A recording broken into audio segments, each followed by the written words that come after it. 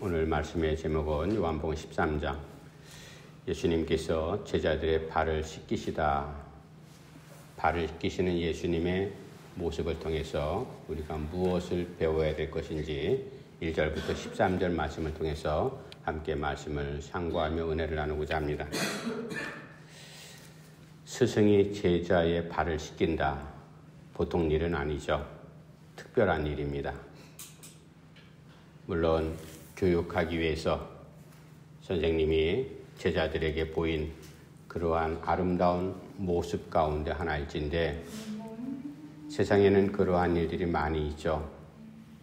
선배가 후배를 교육하고 잘 가르치기 위해서 먼저 본을 보이는 모습, 낮은 자리, 겸손한 모습으로 후배들을, 그리고 스승된 분이 제자들을 그렇게 섬기는 모습을, 희생하는 모습을, 본을 보이는 모습도 종종 발견하곤 합니다.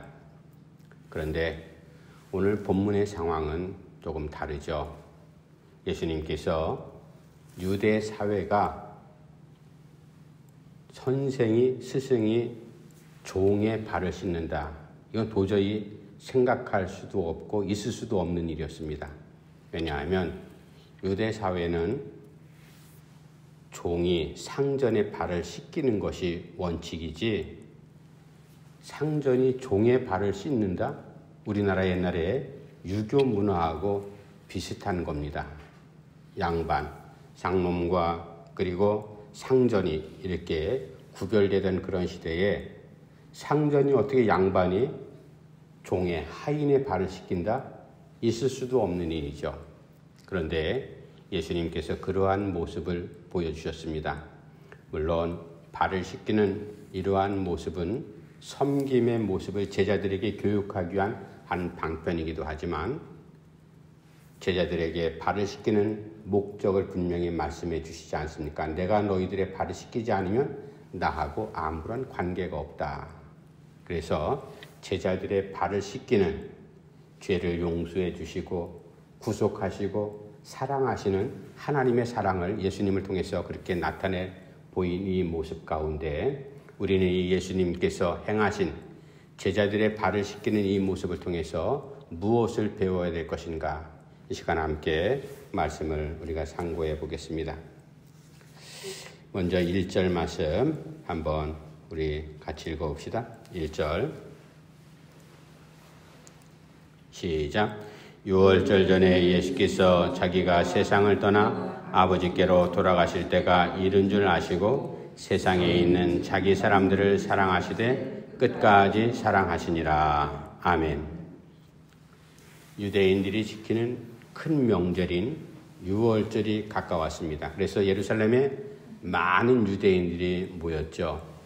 그때 예수님께서 이제 둘러선 많은 사람들을 다 제쳐두고 제자들과 함께 식사하는 자리에서 먼저 식사를 다 마치고 난 다음에 제자들의 발을 씻기는 모습이 있는데 이 6월절, 오늘 본문 말씀은 6월절이 가까웠다. 6월절을 그렇게 언급을 하고 있습니다. 6월절은 유대인들이 지키는 가장 큰 명절 아니겠어요? 어떤 명절인가 하면은 새해가 되는 새해 첫날 이런 것이 아니라 하나님께서 자기들의 조상을 종되었던 애굽 땅에서 구원하시고 자유를 주시기 위해서 이끌어내신 그 사건과 그날, 그런 절기, 바로 구원과 해방과 생명을 주신 날. 그래서 유대인들은 지금도 세계 곳곳에 어디에 흩어져 살든 가장 큰 유대인의 명절하면 6월절이에요. 우리에게 해방을 주시고 새롭게 살 수 있는, 사람답게 살 수 있는, 그리고 여러 민족이 있지만 하나님께서 우리 백성들을 하나님의 선민으로 삼아주셨다. 자부심 생긴 날. 6월절은 이제 어린 양을 잡아서 출애굽하는 그 전날 밤 다 문설주와 곳곳에 유대인들이 있는 곳에 다 바르면은 죽음의 그림자가 넘어갔다. 그러나 애굽 사람들은 6월절에 어린 양의 피를 바르지 않았기 때문에 죽음이, 특별히 장자를 죽이는 그러한 죄, 장자뿐만 아니라 처음 토채장도 다 죽어버리죠. 그 죽음 가운데서 살아난 하나님의 구원의 은혜, 이게 바로 유월절이 상징하는 것 아니겠어요? 바로 이때 때를 맞춰서 주님께서 이제 제자들의 발을 씻기시면서 내가 너희들을 위해서 십자가에 달리실 것, 그것도 하나의 상징적인 의미로 그렇게 보여주고, 그러나 그것은 예수님 베드로와 제자들이 말씀하셨듯이 내가 너희들의 지금 발을 씻기는 것을 너희들이 지금은 이해할 수 없을 것이다. 알 수 없을 것이다. 그러나 나중에 때가 되면 알 것이다. 오늘 우리가 제자들의 발을 씻기시는 예수님의 모습 가운데 1절 말씀에 그렇게 말씀하고 있습니다. 유월절이 가까움에 예수님께서 자기의 사람들을 끝까지 사랑하시더라. 그러니까 제자들의 발을 씻기신 예수님의 모습은 끝까지 사랑하시는 예수님. 우리가 이 모습을 담고 배워야 된다. 세상 사람들은 수도 없이 사랑 얘기를 많이 논하고 사랑 때문에 울기도 하고 웃기도 하죠. 이 사랑이라는 것, 사람들끼리 하는 사랑은 다 조건부적인 사랑 아니겠어요? 주고받는 사랑입니다. 상대방이 나에게 먼저 사랑을 줘야지. 내가 또 저 사람에게 사랑의 빛을 갚고 내가 먼저 마음을 넓혀가지고 밉지만 하나도 내가 떡 하나 줄 것이 없지만 그래도 내가 사랑을 베풀면 또 그 사랑을 받은 사람이 그것을 잊지 않고 사랑을 되갚아주고, 물론 부모 자식 간의 사랑은, 부모의 사랑은 귀한 고귀한 사랑이죠. 값없이 주는 사랑. 그러나 그 사랑도 다 조건이 붙는 그런 사랑이죠. 근데 오늘 본문에 예수님께서 자기의 사람들 할 때 여기 자기의 사람들은 누군가 하면은 제자들. 왜냐하면 제자들을 다 불러놓고 이제 대야물을 뜨고 그리고 수건을 가져다 발을 씻긴 다음에 다 닦아주지 않습니까? 그러니까 자기의 사람들이라는 것은 1차적으로는 예수님의 제자들, 예수님께서 부르신 12명의 제자들 있잖아요. 그 사람들, 그리고 성서학자들은 자기의 사람들이 누구일까? 그것은 예수님을 따르는, 예수님을 믿는 사람들, 그런 사람 폭넓게 그렇게 해석하기도 합니다. 어쨌든 예수님께서 자기의 사람들을 사랑하시되 끝까지 사랑하시는 이러한 사랑, 우리가 이것을 눈여겨 주목해야 될 텐데, 오늘 본문에서도 우리가 읽었지만 그 가운데는 가룟 유다가 있었죠. 가룟 유다는 예수님을 배반하고 그리고 예수님을 팔아먹은 그런 배신한 제자 아니겠습니까? 그런 제자까지 다 포함해서 예수님께서 끝까지 사랑하셨더라.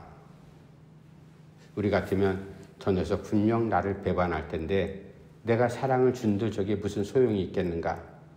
오히려 나에게 비수를 꽂고 나를 배반하고 멀리 도망가고 나를 죽이려고 달려들 녀석이 뻔한데 내가 사랑을 준들 무슨 소용이 있겠나? 그렇게 얘기할 수 있겠지만, 그러나 하나님의 사랑은 그런 사랑 아니지 않습니까? 이례적인 사랑도 아니고 즉흥적인 사랑도 아니고 단순한 사랑도 아니고, 사람들은 사랑을 주고받을 때마다 실익을 계산을 하죠. 내가 이만큼 던져줬으니 저 사랑의 반응이 나한테 얼만큼만 양으로 올까? 내가 이러한 사랑을 내가 베풀었는데 손해보는 것 아닌가? 그런 실익을 계산하면서 사랑을 서로 주고받습니다. 그러나 예수님의 사랑, 하나님의 사랑, 그런 사랑 아니지 않습니까? 아무 조건도 없이 자기를 분명히 팔아 배반할 제자임에도 알면서도 불구하고 그렇게 사랑을 끝까지 사랑하셨다. 이 말씀을 우리가 주목을 해야 될 겁니다. 그렇다면 우리가 살아가는 현 상황 가운데서 내가 예수님께서 이러한 사랑을 우리에게, 제자들에게 보이신 것처럼 우리 성도들도 그러한 사랑을 본받고 살아야 될 텐데, 내가 그런 사랑을 베풀 대상자가 누구일까? 한번 곰곰이 생각을 해야 될 겁니다. 예수님께서 제자들의 발을 씻기시는 그러한 여러 가지 행동 가운데 끝까지 아버지께로 돌아갈 때가 온 것을 알고도, 그리고 자기 제자들 가운데 분명히 자기를 배반할 가룟 유다가 있음에도 불구하고 이런저런 조건 따지지 않고 그렇게 사랑하시되 끝까지 사랑하셨던 예수님의 사랑, 이 사랑을 우리가 다시 한번 곰곰이 생각하면서 오늘 본문 말씀 가운데, 하나님, 그렇다면 저는 부족하지만, 우리는 속이 좁지만 사랑도 그렇게 넉넉하지 못하지만 내가 예수님을 닮아서 내가 끝까지 사랑할 대상이 누구입니까?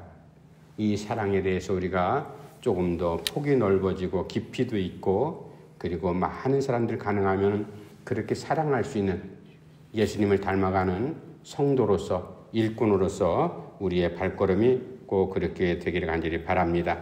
두 번째, 제자들의 발을 씻기신 예수님, 그 예수님의 아름다운 모습 2절 말씀 제가 한번 읽어드릴게요. 2절 말씀.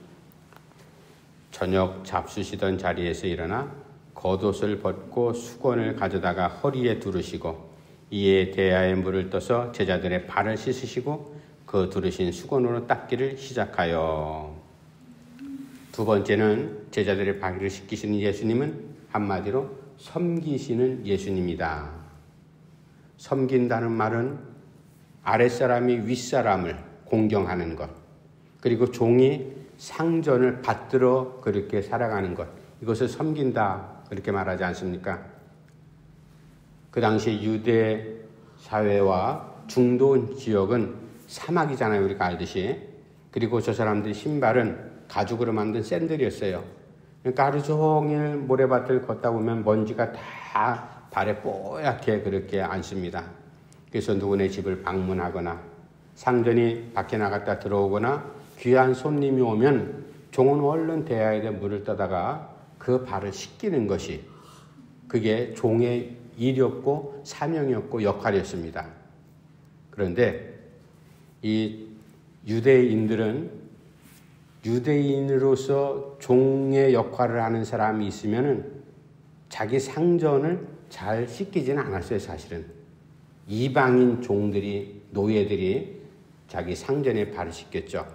그러니까 윗사람이 발을 씻긴다. 이것은 대단히 소중한 일입니다. 귀한 일이죠. 그런데 그 일을 지금 누가 하고 있어요? 예수님께서 행하고 있다. 갑자기 제자들 대야물 받아와라. 그래가지고 이제 한 사람씩 발을 씻기는 이 과정. 갑자기 생뚱맞은 일을 예수님께서 행하시거든요. 제자들이 아마 당황했을 거예요. 이게 무슨 일이지? 아니 왜 평소에는 이런 일이 없었는데 그런 행동을 하지 않으시던 예수님께서 이게 무슨 일을 하시는 거야? 그렇게 하면서 제자들이 다 긴장을 했을 겁니다. 왜냐하면 동상이몽을 하고 있잖아요, 지금. 제자들과 함께 예수님께서 3년여의 공생의 사역을 마쳐갈 바로 이때쯤이에요. 그러니까 제자들은 늘 항상 예수님을 따라다니면서 다른 생각 없었어요.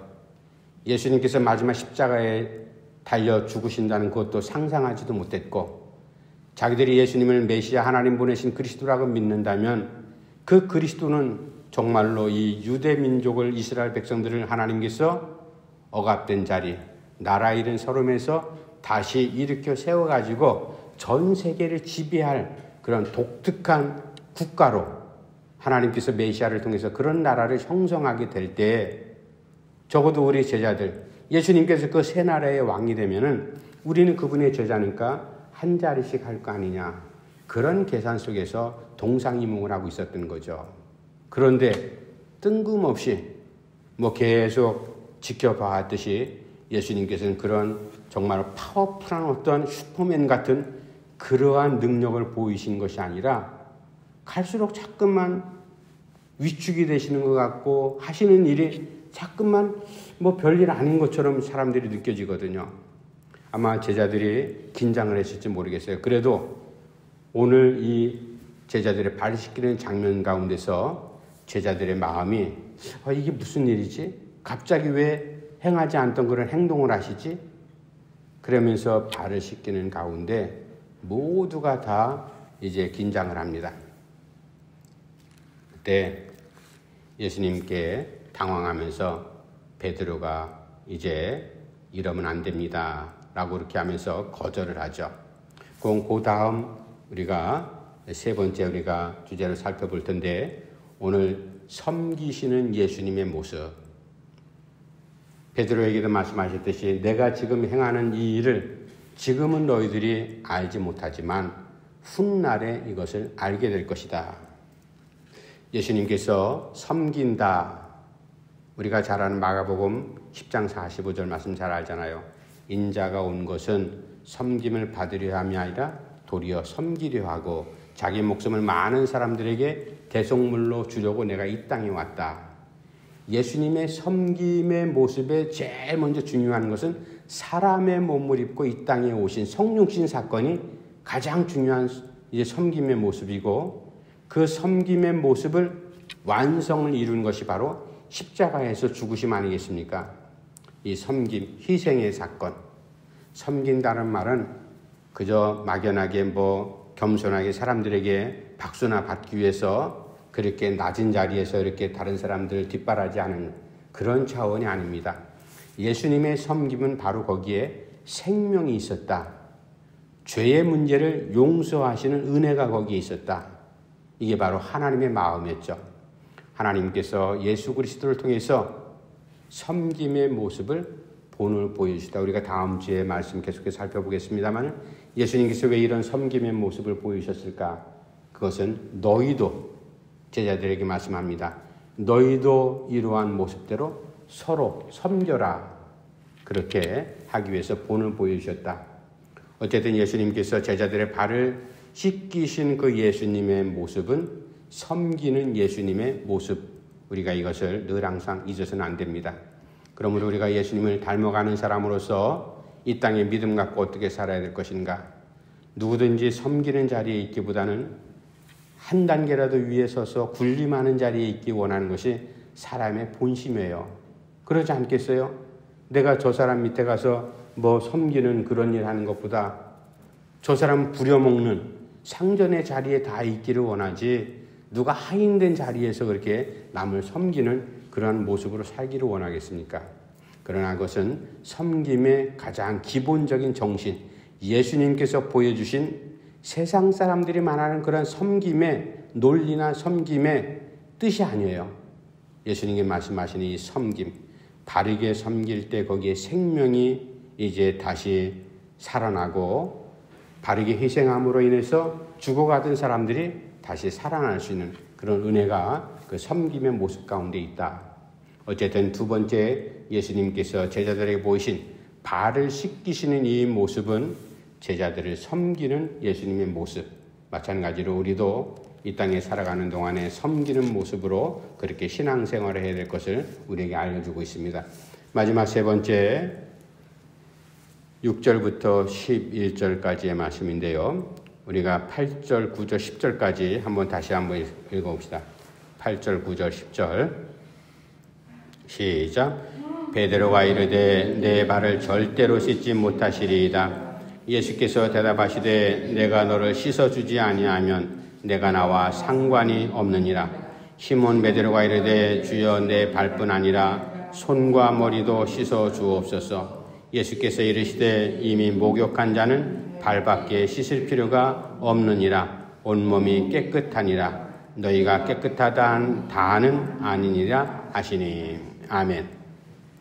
자, 이 장면 한번 생각해 봅시다. 예수님께서 제자들의 발을 씻기실 때 다 씻기는 과정 속에서 가룟 유다도 순서가 돼갖고 나와서 발을 내밀고 예수님께서 그 발을 분명히 씻겨주셨죠. 아마 너희들이 다 목욕을 했고 나에게 발을 씻김 받았지만 다 깨끗하다. 나와 상관이 있다. 그러면서 아주 기가 막힌 말씀, 중요한 말씀 하잖아요. 다는 깨끗한 게 아니다. 예수님을 만났다는 것이 이미 목욕을 했다라는 그런 의미를 담고 있습니다. 예수 만난 것이 얼마나 큰 은혜예요. 그리고 예수님께서 구체적으로 제자들 한 사람 한 사람의 발을 씻긴다. 베드로가 선생님에게 뭐 하는 짓입니까? 내가 어떻게 우리 제자된 우리가 선생님의 발을 씻겨드려야지 어떻게 이게 거꾸로 돼도 이게 있을 수 없는 일을 지금 행하고 있습니까? 주님, 그럴 수 없습니다. 그때 주님께서 베드로야, 내가 내 발을 씻기지 아니하면 너하고 나하고 아무 상관이 없어. 그 말을 듣는 베드로가 덜컥 겁이 난 거예요. 그러면 예수님, 내 발뿐만 아니라 머리부터 발끝까지 다 씻어주십시오. 그렇게 하죠. 그때 주님께서 계속해서 말씀을 이어갑니다. 이미 너희들은 목욕을 한 거하고 똑같은 사람이 되는데 발만 씻겨도 된다. 이미 나를 만났다는 것이 목욕한 사람, 모든 것이 깨끗해진 그러한 상태다. 그러나 내가 지금 너희들의 발을 씻긴다. 이것은 너하고 나하고 상관이 있는 존재로 만들기 위해서다. 우리가 이것을 다양하게 우리가 생각을 할 수가 있습니다. 예수님을 만난 것이, 예수님의 제자가 된 것이 이미 목욕을 했다라고 생각을 할 수 있죠.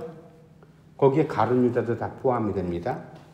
그리고 발을 다 씻겼다. 그럼 예수님하고 관계가 있는 사람이 되잖아요.